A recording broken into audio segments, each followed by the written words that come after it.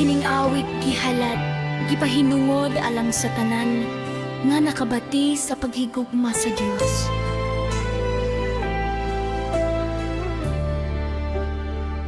Katahom sa paghigugma sa matag gininghawa, gibati ang grasya paghigugma niya. Walay katapusan sa mga bulag, sa mga bituon,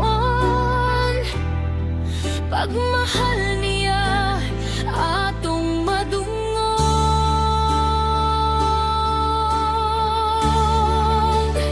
Katahom o labi ka kaanyag ang paghigugma sa Dios, kanimo kaniya kanila sa atong tanan. Katahom o labi ka kaanyag paghigugma nga walay kutuban sa kasing-kasing nagahimutan.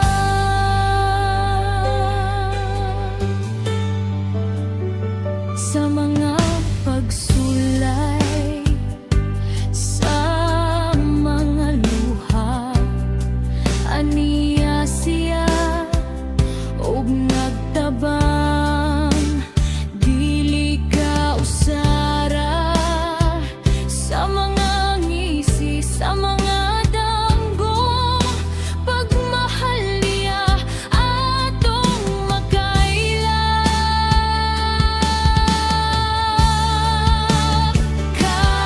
Katahom o labi ka kaanyag ang paghigugma sa Dios, kanimo kaniya kanila sa atong tanan. Katahom o labi ka kaanyag paghigugma nga walay kutuban sa kasing-kasing nagahimutan. Sa matag usa siya nagmahigugma, walay pilion, lalay kalainan, pagmahal niya maayong danawan, sa kangit-ngit nagahatag kahayag.